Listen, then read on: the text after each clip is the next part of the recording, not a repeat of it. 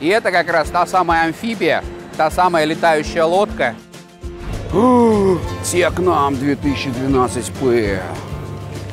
Ну а вот это вот у нас самый настоящий Pilatus PC-12. Почему он офигенный? Потому что это единственный в мире бизнес-джет, который может садиться на траву.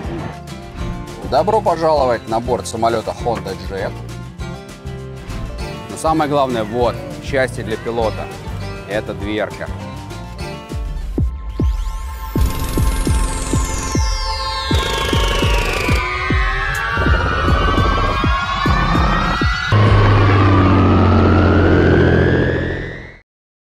Дорогие друзья, дорогие подписчики, дорогие зрители моего YouTube-канала. Маленькое объявление перед тем, как вы посмотрите этот выпуск. 8 апреля в 19 часов я буду проводить очередной лайвстрим в YouTube параллельно с общением в комнате авиация в Клабхаусе. Кто-то знает про эту сеть, кто-то не знает. Это сеть аудиочатов, где можно голосовыми сообщениями, соответственно, ввести онлайн-конференцию.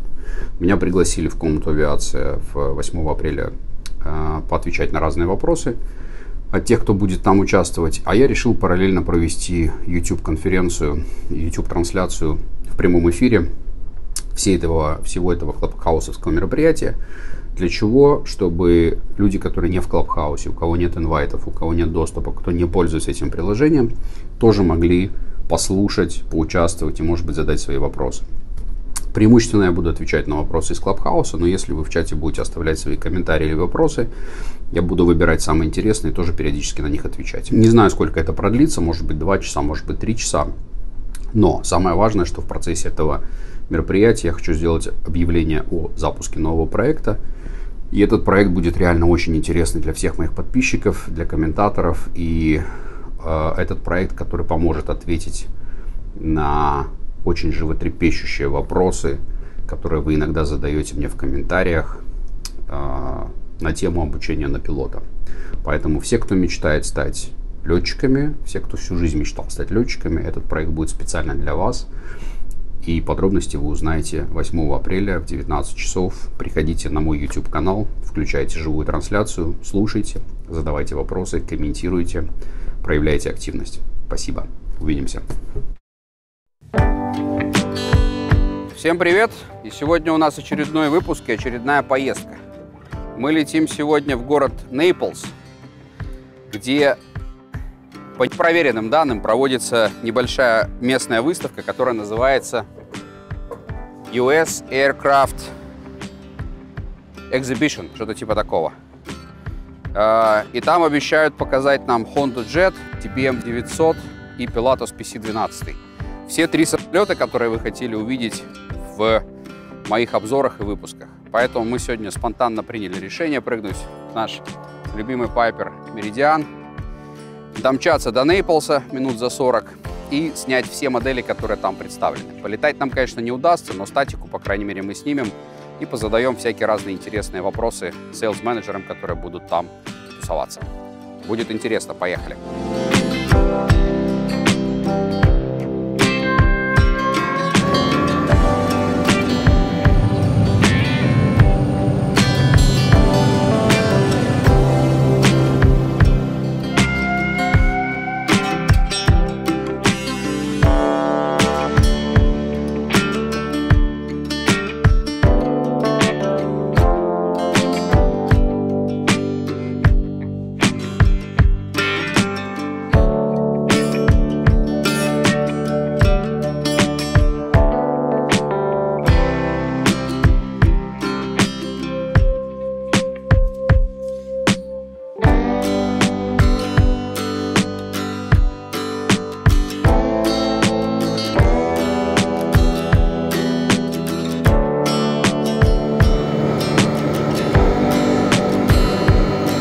В связи с выставкой плюс суббота, утро, народ летит в Нейплс как на курорт.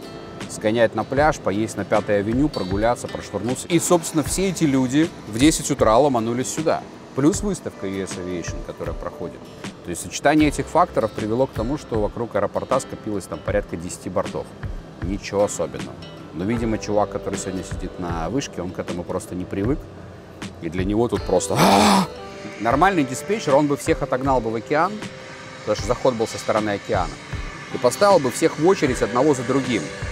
Вместо этого он расставил всех вокруг аэропорта в холд. И там все эти 10 самолетов несчастных крутятся по орбитам. Вот здесь, везде разбросаны, без всякой очередности. Ну, короче, в итоге хаос. Мы 30 минут летели и 30 минут стояли в толпе. Пошли смотреть самолетики.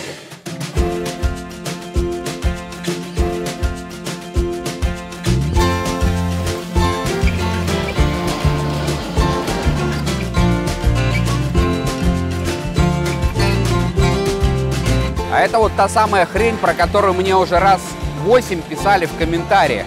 Это не что иное, как Icon 5.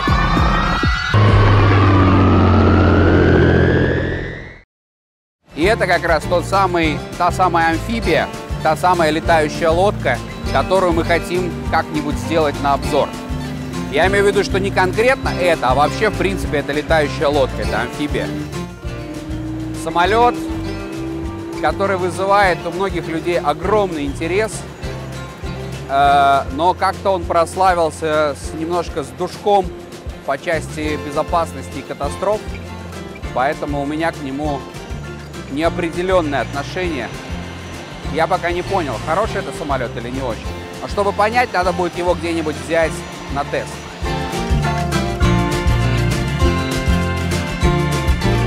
Полностью пластиковый. Ну, такой маленький, он только двухместный. Он, конечно, выглядит фэнси, что, как говорят американцы, то есть он прям такой фэнси. Симпатичненький, аккуратненький. How much is the base price? $359,000. $359. Yep. It's not bad. And is it engine, it's a Rotax? It is a Rotax. It's a 912. 912? Yep, IS. It's a fuel-injected version. Yeah, it's not bad. Incorporates a fully automatic engine control. So there's no enriching, there's no leaning the mixture, there's no choke or anything like that, no carburetor heat. Stick, yep. Want to get in it? Yeah, let's go. If you can see inside. And this is completely composite, right? It is. So it's no any aluminum or steel or something like There's that? a few metal components down with the landing gear, some of the hinges, things like that. But the majority of it's carbon fiber. Uh-huh. Fancy. Yeah. It's really fancy airplane. What is the max wave to land? 12 inches. 12 inches. Yeah. Angle of attack. Is it any parachute system here? Yes, it does have a parachute. Really? Yeah, So the caps same here. system that the Cirrus has. Really? That's good. It's over on the right-hand side of the engine cowling, over on the other side. Perfect. Yeah, I'm really glad to meet you, and I would like to do that flight because it looks really good. Absolutely. That will be really interesting. Yeah. Thank you so much. Thank you. Nice to meet you. Nice to meet you. Вот вам и Icon 5. Просили, получайте. Скоро будет обзор.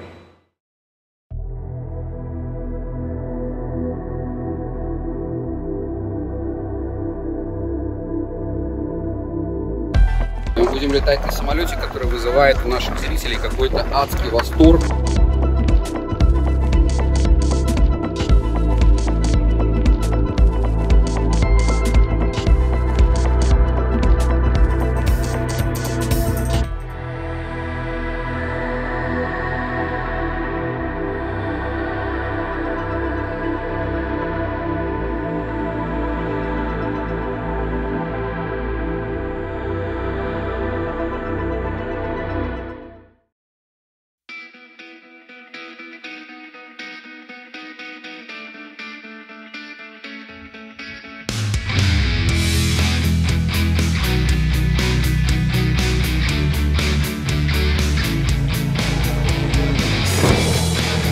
Как я уже много раз говорил, образ жизни в General Aviation, он комфортабельный. Вот ехал чувак, который работает в FBO, увидел, что мы тут стоим, спросил, куда нам надо.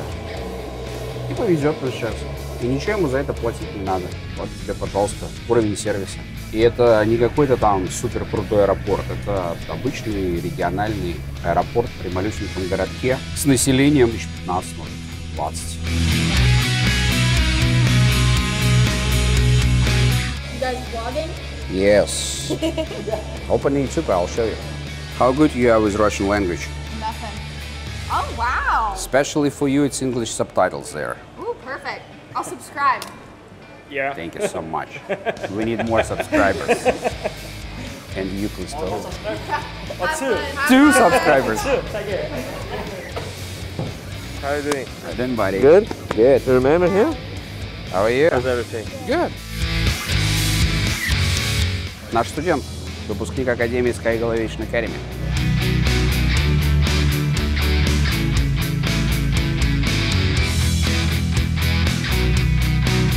Это TBM 900, это даже 940, TBM 940. Вот этот самолет мне известен, но я не помню, что это. Сейчас мы посмотрим. Технам 2012P. Вот эта тема. Вот это круто.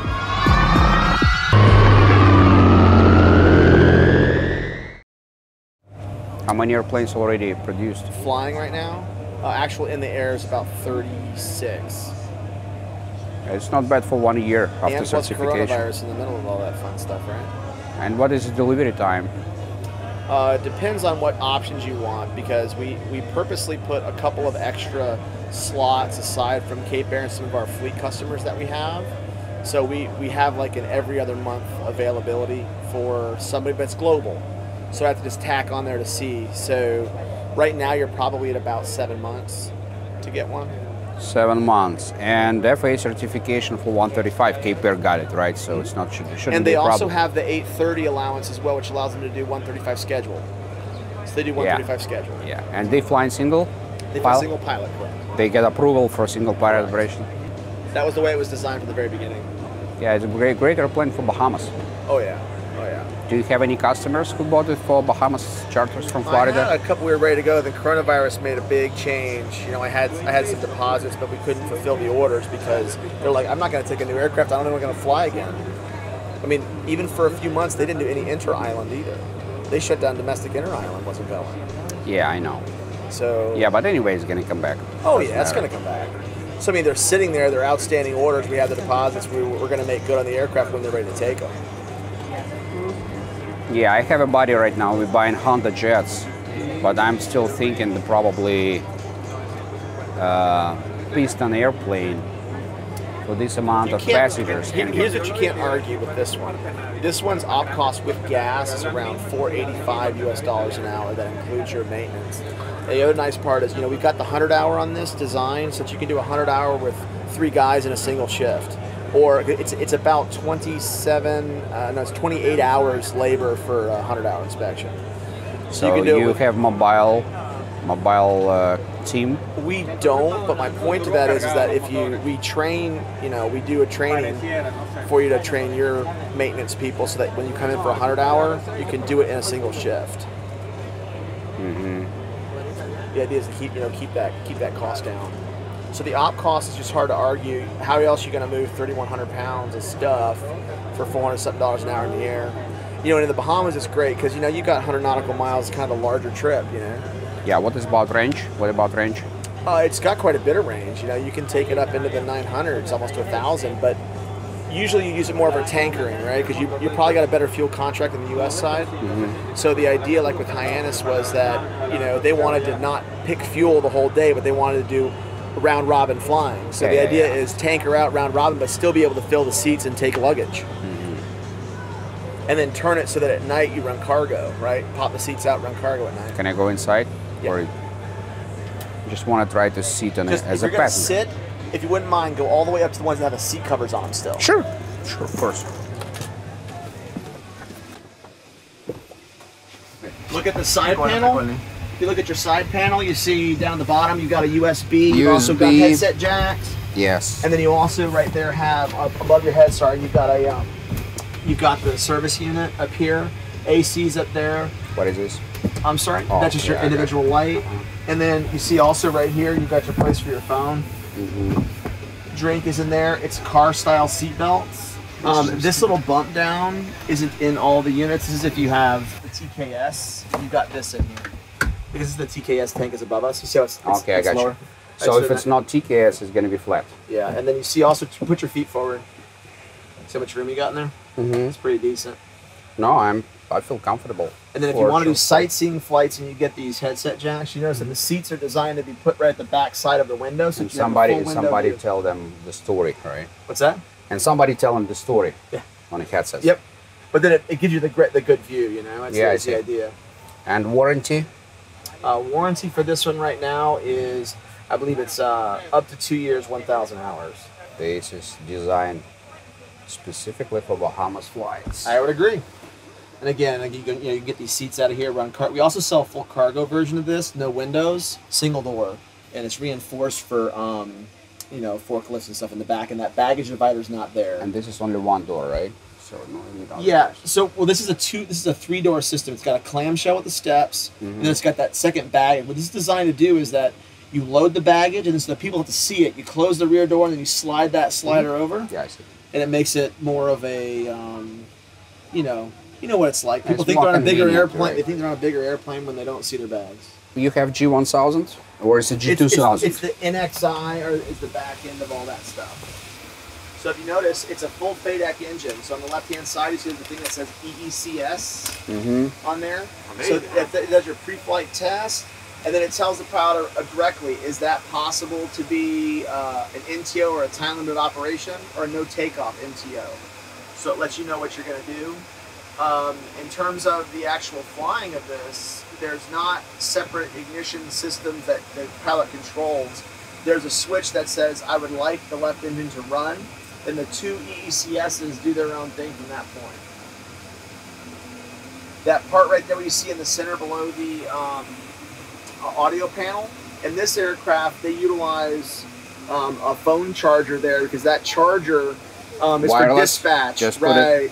So now what you can do is, that also can be an FMS keypad if you'd like. This particular unit's also got full air conditioning in it. It's got a combustion heater as well. If you look on the bottom right side of the footwell of the co-pilot, Yeah. the right side, you see those two like 1/4-inch jacks, it looks like. Okay, that's for the engine management system. So if you do get a TLO or a time limited operation light, you can plug into there and it'll download everything about the engine, the entire engine set. You know, the Garmin's do record, but that even records, things that are thrown by the EECSs or the engine control units of each engine. I like the windows. It's really big windows. And the fuel consumption rate? If I'm flying at 175 knots at 8,000 feet, I'm going to burn 18 gallons an hour per side. It goes up rapidly after that, so the aircraft can fly faster, but that's just kind of what I consider to be a decent high-speed cruise. You could decrease the cruise speed a little bit and get even a little bit better on the fuel burn. And this is 175 up to, what is the max altitude? Right now we're certified to 15,000. It's not pressurized. Correct. Okay, it's not pressurized. Even better for short flights. Why carry the weight and the complexity? It also No, makes makes sense. your inspection times longer too. Makes sense. Seals become more of an issue. It's I am happy you finally did 2 doors.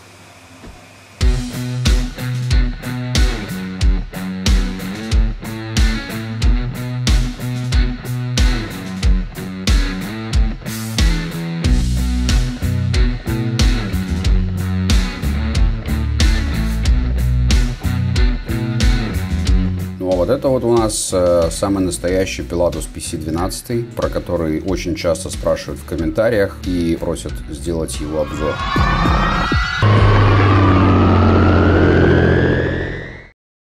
Pilatus несложно выделить в толпе, несложно заметить, потому что он имеет очень характерный внешний вид. Достаточно большой размер для самолета однодвигательного, я бы даже сказал, что очень большой. То есть он по размерам похож на Light Jet. Очень легко определить также Pilatus по широкой багажной двери. Вот вы можете видеть, что она откидывается вверх и открывает пространство, доступ к салону. Фактически туда можно, не знаю, занести холодильник, наверное, по размеру. Здесь мы видим пассажирскую конфигурацию на 6 сидений, и сзади за специальным таким откидывающимся шторкой, назовем ее так, можно увидеть, сколько помещается багажа назад. То есть фишка этого самолета заключается в том, что багажное отделение находится не отдельно, а прямо в салоне, то есть позади салона, внутри герметичной кабины. если багажное отделение находится за пределами герметичной кабины, то товар или груз, который там может быть, расширяться или сужаться в зависимости от наддува, это опасно, и плюс там температура низкие. Здесь же мы видим, что все находится внутри одного салона. Пассажирский салон может быть как 6-местной конфигурации, так и до 9-местной конфигурации. Как видно, здесь стоят модные красивые кожаные кресла. И, насколько я понимаю, последний ряд, вот, на котором сидит эта барышня, его можно вытащить через эту грузовую дверь и сделать больше грузового места. Да, кстати, надо сказать, что сюда устанавливается уже известный нам двигатель Pratt & Whitney PT6. Такой же, как стоит на Меридиане, но только не 42-я модель, а 67-я. Мощность у него гораздо более высокая, это 1200 лошадиных сил на последней версии NGX. И, как говорят продавцы, собственно, здесь на выставке, самолет позволяет развивать скорость до 290 узлов, потолок при этом 30 тысяч футов. То есть, в принципе, если сравнивать этот самолет по характеристикам с тем же самым Меридианом, на котором мы прилетели, характеристики не супер прям восхитительные, потому что Меридиан наш выдает 260 узлов и на высоте 27 тысяч. Пилатус выдает 290 на высоте до 30 тысяч, в принципе, разница невелика. А стоимость летного часа и прожорливость на Пилатусе, конечно, сильно выше. Но у Пилатуса есть плюс, это грузоподъемность. Грузоподъемность данного конкретного самолета, полезную нагрузку, которую он может нести, это 2200 паундов. Как мы помним, на Меридиане полезная нагрузка 1600. То есть увеличенные размеры этого самолета, большая мощность этого двигателя, шире салон, выше салон, вместительнее салон и чуть-чуть более высокая грузоподъемность. Я бы сказал, что 1600 и 2200 это разница в 3 человека. То есть 3 человека моей комплекции больше может лететь в этом самолете по сравнению с Меридианом. Насколько я понимаю, расход на этом самолете будет порядка 70-90 галлонов в час, что близко к параметрам Vision Jet. Ну и стоимость этого самолета тоже вполне себе кусачая. Базовая комплектация начинается от 4,5 миллионов и заканчивается где-то в районе 5,5-5,7, что тоже выше, чем стоимость того же самого Cirrus Vision Jet и, в принципе, сопоставимо с ценой Honda Jet, который тоже есть у нас в этом выпуске. Следовательно, не полетав еще пока на самолете, у меня есть уже к нему большие вопросы, именно связанные с тем, что цена на самолет достаточно высокая. Но, несмотря на это, огромная популярность самолета во всем мире, более 1800 проданных экземпляров. Сейлс-менеджер, который сейчас со мной разговаривает, утверждает, что он продал 6 новых самолетов NGX только в 2020 году, и на территории США всего продано более 50. То есть, в принципе, самолет по-прежнему обладает высокой популярностью, ну и надо сказать, что он очень долгожитель, очень большой долгожитель, потому что, начав производиться в середине 90-х, а сейчас уже на дворе 2021 год, фактически без особых изменений он до сих пор производится и успешно летает. Вот нам показывают, кстати, туалет. Как красиво и элегантно швейцарцы придумали историю с туалетом. Туалет находится не позади, как в большинстве самолетов, а туалет находится прямо напротив входной двери. Для того, чтобы им воспользоваться, соответственно, дверка туалета открывается и становится дверкой в салон, то есть перекрывает вход в салон. И слева, соответственно, дверка в кабину экипажа тоже закрыта. Таким образом, закрытый туалет с 3 сторон. Ну и понятно, что ступеньки поднимаются в полете. И вы изолированы от всех, можно им воспользоваться. Ну и еще, конечно же, надо отметить, что у PC-12 есть неоспоримый плюс по сравнению со всеми джетами. Это возможность посадки на грунтовые полосы и плохо подготовленные полосы. На сегодняшний день, как мы знаем, в мире существует только один бизнес-джет, который сертифицирован на посадку на грунт. Это PC-24. PC-24 тот же самый швейцарский Pilatus, который является последователем PC-12 и более высоким старшим братом с реактивными двигателями. Операторы очень любят этот самолет. Чартерные операторы в США, чартерные операторы в Европе Pilatus просто обожают. А почему так, мы узнаем в следующих выпусках более подробно, где мы обязательно сделаем обзор Pilatus PC-12.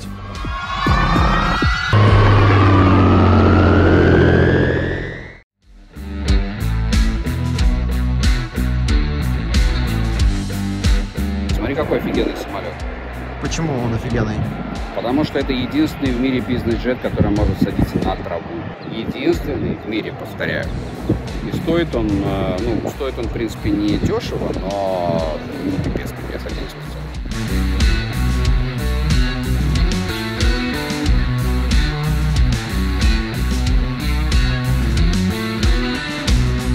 Just tell me, what is unique characteristic of this airplane comparing to what you flew before? Yeah, so Pilatus, when they came out with this jet, their biggest claim to fame was the super versatile jet. So this can land on unimproved runways, grass, dirt. Even on the grass? Yep. And so one of the companies that uses it is out down in Australia, and they use it for air ambulance because they build all of those off-island. Have you landed on the grass? No. No, This because it's one- not in the United States, Not in right? the United States. If you do want to do it, you have to install what they call the gravel kit, which puts some of the protection things on the landing gear and things like that. To prevent things from going in the engine. But, that's... And what they did also with the jet is they made it perform like the 12 down low, so we can still get in and out of short runways. Short runways, okay. Good short field performance. And then it's got the performance of all the jets, goes up to 45,000 feet. And speed? Mach 7.4 on the 7.4? speed. And it's just Six under people? 2,000 nautical range. And then, the current configuration is 6. They have other configuration. You can put 8 in it. Uh-huh. It's got the air ambulance configuration as well, or just straight cargo. And you said, what is max range? Just under 2,000. 2,000. Yep. It's not bad. Yeah. It's a great airplane. I have few guys in Russia who was interested in PC-24. I don't know what is the status, but they just Yeah. called me, so we're gonna buy it. I go, I buy don't it? know. Yeah, I don't know if I haven't heard any Russian owners. I know they're pretty worldwide. There's South Africa and Australia. Yeah, for sure. Quite No, a few in Europe. I in know general. a lot of people interested, but interest in Yeah. buying real deal, it's kind of You're different right. stuff. Talking so about it versus. yeah, maybe they're talking cool. about PC-24 and end up with citation CG2 Plus, so Yeah. it's, you never know what they're Yeah. gonna buy. But yeah, I'm pretty interested in the plane. Yeah, It's and really it's good. kind of another rarity is that large cargo door. Cargo door, yes. Yeah, I told the guys, the Pilatus PC-12 and PC-24, they have pretty similar door, right? Yeah. The same? Yep. Yeah, it's pretty much the same door because they were talking to a lot of PC-12 owners, and everybody loves the door. Uh-huh. They like the big cabin, and they Sure. like the short field stuff, but they wanted to go faster and they wanted to go higher. So Yeah. they responded. Is it single pilot plane? Yeah, technically it's single pilot, and depending on your operation and insurance is. So technically you can fly Yeah, without when we first go officer. for training, we are single pilot certified. Do you know operational cost an hour? Or you never I don't know calculated? what they're really saying these days. I don't know. What about fuel consumption rate? We're about 1,000. 1,000 an hour. Yeah. It's not bad. Yeah. I burn about 1,400 on a liter. Okay. Yeah. Between 13 and 1,400, depending Yeah. how is the temperature. And I mean, if you wanted to, you could do the whole endurance mode and really pull it back and probably do 9,800 if you really wanted. And you to. can take full load with full passengers and full fuel. Yeah, obviously the range would. We can't do full. Technically, we can't do full 6 You and can. full fuel. Okay. I think it's 4 people 4 and full. and some bags and full. That's your more realistic. I know it's always compromise. I'm just trying to see which airplane meet the requirements with full load and full tanks and Yeah. full range. It's probably only PC-12. Yeah, this is Able really to do good. that. I mean, it really does. Once again, if you needed to put 6 people in it and go 2 hours, It's good. you could do it. Okay.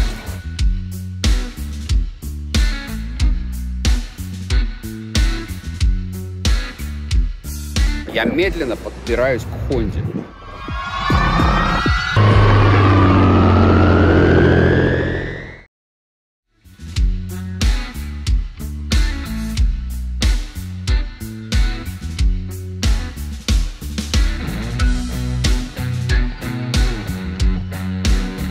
Вот тебе, пожалуйста, baggage compartment Honda Jetta. Можно запихать 90 килограмм.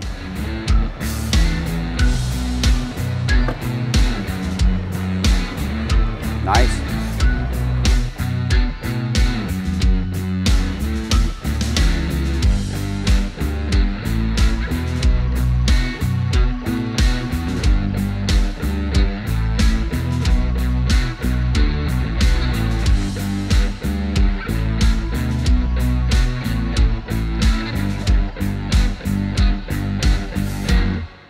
Добро пожаловать на борт самолета Honda Jet. Прохладительные напитки сегодня подавать не будут. Бортпроводник в моем лице будет сегодня вести себя, как обычно, нагло по-хамски и просто отдыхать в кресле. Что мне здесь нравится и не нравится сразу же, первое впечатление, опять же, узкие кресла. Я люблю, чтобы кресло было широкое, чтобы оно вот было вот такое вот. А здесь, как в Меридиане, левая рука сваливается с этого. Короче, если бы я был пассажиром, я бы уже не кайфанул. Поскольку самолет рассчитан для коротких перелетов, скорее там на расстояние до 2 часов, я думаю, что до 2 часов особо никто заморачиваться не будет. Ноги протянуть можно. Ну, в принципе, можно. Электрически все двигается. Откидывается. Ну, откидывается, в принципе. Если прилечь... Не, вот так вот, как я сейчас прилег, так нормально, в принципе, жить можно. А вот так, как я там сидел сначала, ну, так вроде и некомфортно. Honda самый лучший? Я не знаю. Ну, блин, слушай, вопрос этот касается лучше для чего или лучше для кого. Это же вопрос исключительно из серии, типа, для каких целей. Если для полетов во всякие жопы российские, вот, пожалуйста, PC-24, если у тебя есть деньги, $12 миллионов. Хочешь летать медленно и в любые короткие аэропорты, вот тебе PC-12. Хочешь летать на Хонде, летай на Хонде. Я пока не понимаю, зачем нужна Хонда. Вот я сейчас пойду, там у них поспрашаю и разберусь. Это же Honda. Ну, блин, это для тех, кто на мотоцикле ездит, это круто. А я на Тесле езжу, мне не круто. А что Honda? Что в ней такого офигенного? Honda? Ну, Honda, окей. Как обычно, классика жанра столики. Столик, опять же, на мой вкус короткий. Столик заканчивается там, где у меня обычно лаптоп еще стоит. Я обычно кладу лаптоп, и у меня должен здесь вот закончиться. То есть столик мне не хватает еще сантиметров 10, наверное. Ну, это я так, короче, придираюсь, конечно, но реально я вот, как человек, который летает на бизнес-джетах командиром много лет, уже 2 года целых, мне кажется, что пассажиры, которые платят такие бабки за перелет, все-таки должны получать больше комфорта, а не просто как в бизнес-классе на авиалиниях. Ну, может быть, это я просто зажравшийся такой, не знаю. А так, в целом, что прикольно, есть туалет. Туалет, закрывается дверочка. Чик. Чик. Сиди, писай себе. Туалетик, конечно, небольшой, но это лучше, чем ничего. И этот же туалет является дополнительным 5-м креслом. Я вот честно не знаю, кто может в состоянии купить перелет на бизнес-джете и запихать туда еще кого-нибудь. То есть все такие сидят в салоне, а ты тут такой сидишь. Ну, ты должен быть, наверное, или нянечкой, или домработником, или слугой каким-нибудь, или, может быть, личным водителем. Ну, типа такой чик. И тебе говорят, ты идешь в туалет. Я иду в туалет. Тут должны быть глаза Шрека. Или котенка из Шрека. И ты такой сидишь, и у тебя здесь зеркало. Ну и, короче... А если кому-то захотелось в туалет, вы меняетесь? Да, да. А ты тут идёшь. какаешь. Да, кстати, прикинь, кто-то покакал, а потом ты обратно идешь в туалет, садишься. Ну вот как-то концепция с креслом вместо туалета, она меня вообще никогда не... Я ее никогда не понимал, а сейчас я понимаю ее все еще меньше и меньше. Кто реально будет в туалете летать? Не, я, кстати, один раз за всю историю у меня был такой случай, когда я вез 8 человек на Learjet, и один сидел в туалете. Один раз за 2 года. Я иду на тайп-рейтинг на Хонду 15 марта. Вот когда я поучусь на Хонде, я, может быть, пойму, в чем ее шедевральность. Дизайн. Нет, дизайн, понятно. Они говорят, что у них операционный кост на 17% ниже, чем у таких же одноклассников. Они говорят, что шумность на 30% ниже, чем у одноклассников. Но, блин, вот кто померяет эту шумность там? Вот ты сядешь, ты поймешь, что он типа сильно шумнее или меньше шумнее. Я не думаю. Мне на Пайпере нормально. Нормально на Пайпере? Не давит? Нет, нормально. Ну, все, видишь.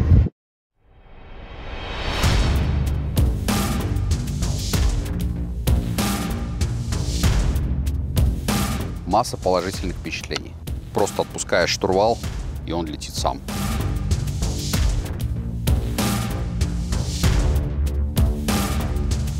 Не знаю, мне кажется, какого-нибудь вчерашнего студента сюда посади, он может полететь на этом самолете после 5 тренировок.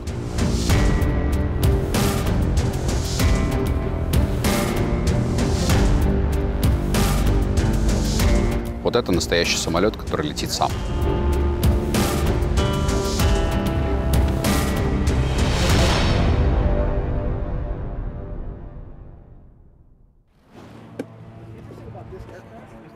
Thank you so much. Oh, you're quite welcome.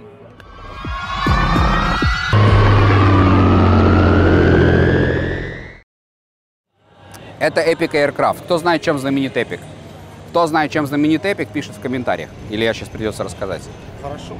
Рассказать? Нет. Нет. Все, пишем в комментариях, чем Epic знаменит. А я потом расскажу.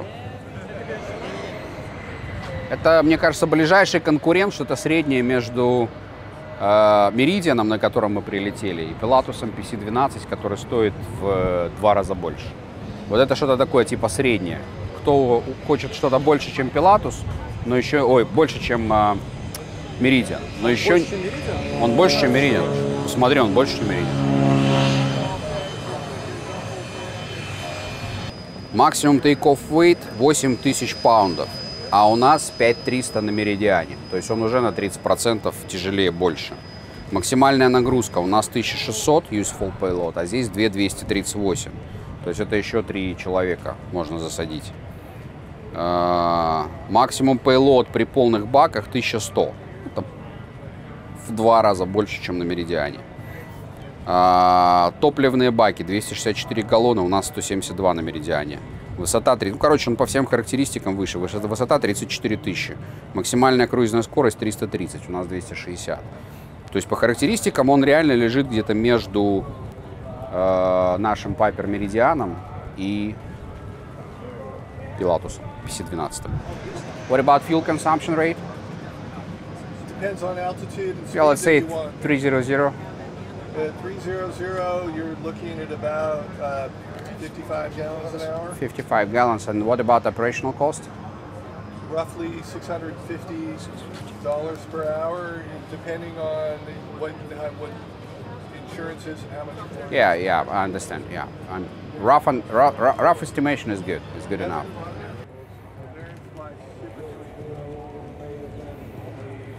Смотри, какое офигенное решение со стеклами.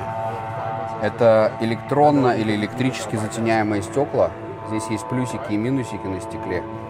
То есть ты можешь уменьшать или увеличивать степень затенения, и оно синего цвета. У меня такое ощущение, что я сижу в компьютерной игрушке, когда наружу смотрю. Такой типа там все нарисовано. Очень круто. Алькантара, как любят русские.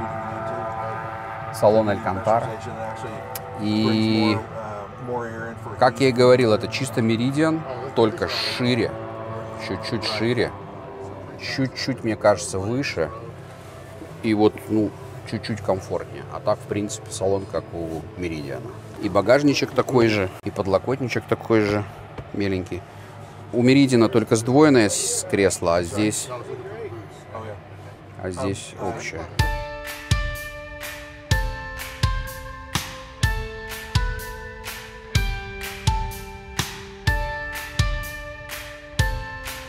Что, дорогие друзья, смотрите, что мы нашли здесь. Мы нашли платформу.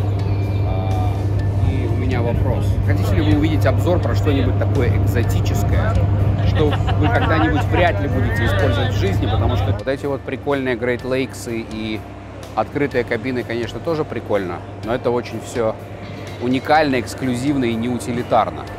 Вот на этом желтеньком, синеньком и красненьком путешествовать не будешь. И бизнесом тоже заниматься не будешь. Это чисто for fun, чисто for pleasure, для развлекухи. Но круто, конечно, вообще вопросов нет.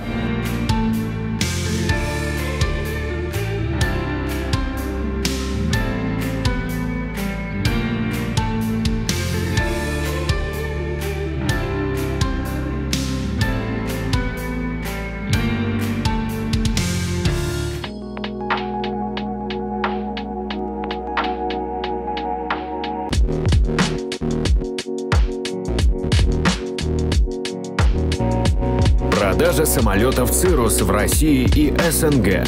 Новых ИБУ. Компания Flydreams Aircraft. А нас интересует вот тот самолет тебе.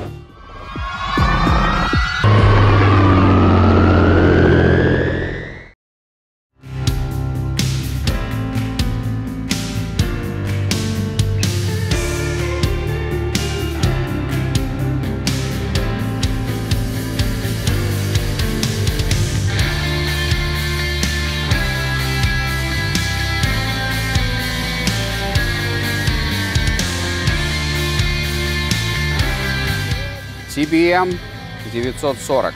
Еще один самолет, который очень многие просят сделать на него обзор. Можно увидеть разницу между TBM и Meridian практически сразу. Он больше, почти в 1,5 раза, мне кажется. У него гораздо длиннее, массивнее носовая секция. У него больше пространства в салоне. Но в целом это очень похожий образец на Piper Malibu Meridian, который мы только что делали. Это, собственно, однодвигательная компоновка, двигатель PTSX, опять же известный нам Pratt & Whitney. Все то же самое в салоне, такая же посадка, такие же пилотские кресла, но немножко шире, немножко выше, и у пилота есть отдельная дверка, и это большой плюс. Все остальное, в принципе, очень похоже на Meridian, но только в увеличенном размере. То есть вот мы только что смотрели Epic, я бы сказал, что Epic и TBM это примерно одноклассники. Я не помню точно, сколько стоит TBM. Я думаю, что в районе 3,5-4 миллионов долларов новый. Но я знаю, что на бэушном рынке TBM процентов на 30 дороже, чем Piper Meridian. Это точно. Пошли посмотрим его снутри.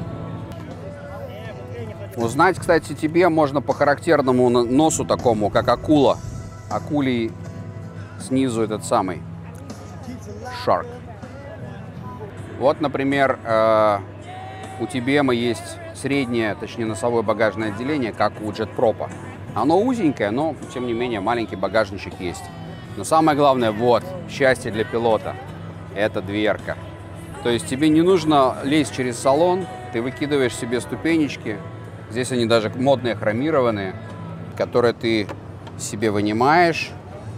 Чик-чик. Здесь должна быть где-то ручка, скорее всего. Ножку сюда, вторую ножку сюда, и ты уже в кабине. Конечно, не такая уж удобная ступенька, но лучше, чем лазить через задний салон. То есть, как бы пилоту залазить-вылазить удобнее. Здесь стоит тоже Garmin, наверное, 3000, мне кажется, по виду. С тачскринами, со всеми делами. Панельки более модные. Ну, такой немножко более фэнси самолет, чем Meridian. Радар, LED-шные лампочки. Я думаю, что он летает повыше, побыстрее и подальше. Сейчас я вам об этом зачитаю что-нибудь. Максимум вейт у него 7400, то есть это на 20% больше, чем у Meridian. Мощность двигателя 850 лошадиных сил и максимальная круизная скорость 330. То есть он почти по характеристикам точно как Epic, и все на 20-25% лучше, чем у Meridian. Вот и все, что вам нужно знать про TBM. Ну и зацените салон. Мне кажется, салон покруче, конечно, будет. Здесь еще конфигурация бизнес, то есть 3 кресла, и вместо 4-го стоит холодильник. Это такой типа бизнес-формат, я несколько раз видел. Можно компьютер разместить, здесь у тебя бар, мини-бар с шампанским и всяким бухлишком. Небольшой столик, и вот TBM. Is it standard configuration with 3 seats, or is it just business? Usually 4 seats, right? 4, that's right.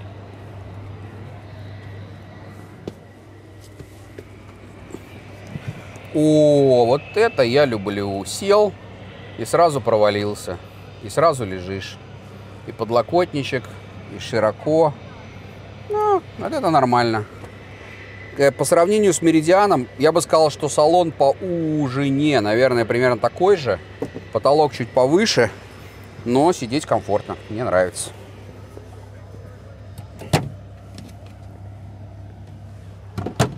И все через нажатие кнопочки.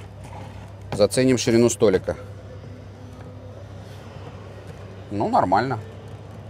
Чуть пошире даже, чем в Honda Jet столик. Прям нормально.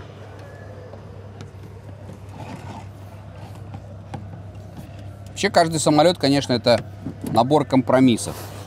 Где-то характеристики лучше, но цена. Где-то характеристики хуже, но цена.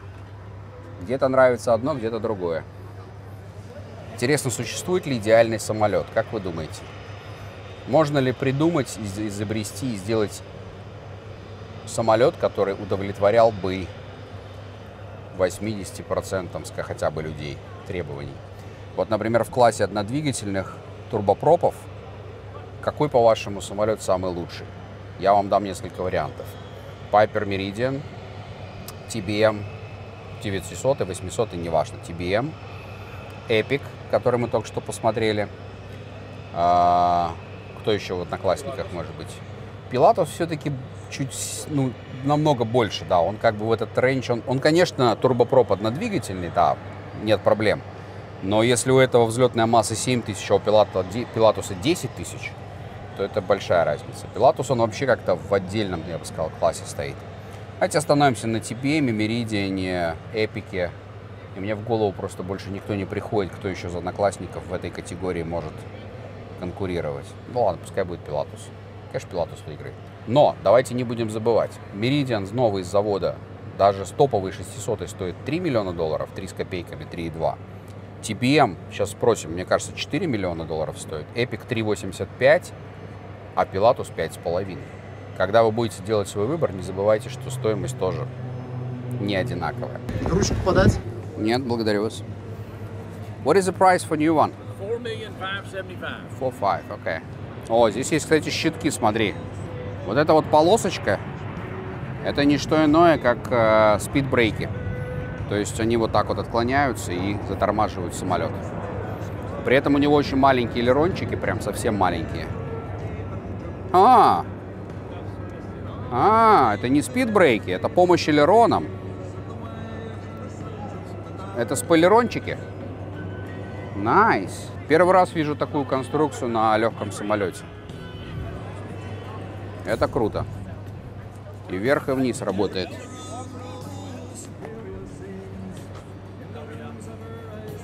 Найс.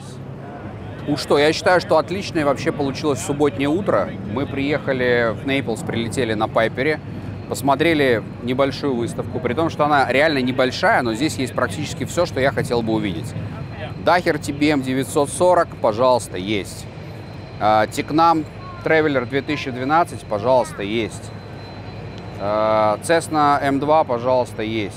Icon i5 на месте, Diamond на месте, PC-12, NGX, PC-24 здесь, Epic здесь, Honda Jet здесь, и Vision Jet тоже здесь, и 2 Cirrus.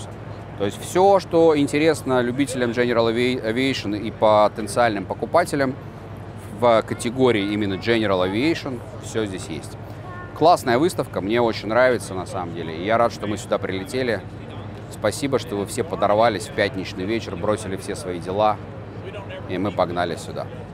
Летайте на самолетах, покупайте себе самолеты General Aviation, приходите на аэродромы, записывайтесь в аэроклубы, прыгайте с парашютами, летайте на пилотаж, наслаждайтесь. Это же просто круто, посмотрите, это очень круто. Пока. Лайки, шеры, комменты внизу. Пошли. Ну что ж, дорогие зрители моего канала, мои дорогие подписчики, вот такая у нас выдалась выставка US Expo. Выставка эта перемещается по всей Америке и каждый месяц проходит в новом городе. Нам повезло застать ее в городе Нейплс. И я очень рад, что в одном выпуске удалось осветить практически все самолеты, которые потенциально вас интересуют и о которых вы так или иначе рано или поздно задавали мне вопросы в комментариях. Часть из этих самолетов уже есть у меня на канале в обзорах, часть должна появиться в ближайшее время. Я активно работаю сейчас над согласованием по Pilatus и по TBM, а Honda Jet у нас должна выйти на канале в конце апреля. Пожалуйста, подписывайтесь, следите за обновлениями. Ну и еще раз напоминаю, для тех, кто смотрит меня впервые или не так давно подписался на канал, в том числе я занимаюсь и подбором, поиском, приобретением, оформлением и поставкой авиационной техники, самолетов и вертолетов из США по всему миру. То есть, если вы хотите приобрести самолет или вертолет, обращайтесь, я помогу вам подобрать, определиться с его спецификацией, определиться со списком моделей, которые подходят под ваши требования, выбрать наилучший вариант, обойти рынок, найти все возможные варианты, поторговаться за вас, провести все переговоры, сделать прибай-инспекцию, сделать оценку данного конкретного самолета или вертолета, проверить все логбуки, техническое состояние и подготовить его к перегону либо к отправке в место вашего базирования, будь то Россия, Украина, Казахстан, Беларусь, страны СНГ, либо Европа. Как вы уже видели в этом выпуске, мы прилетели сюда на самолете Piper Meridian, который через месяц-два должен отправиться к своему новому владельцу в Прибалтику.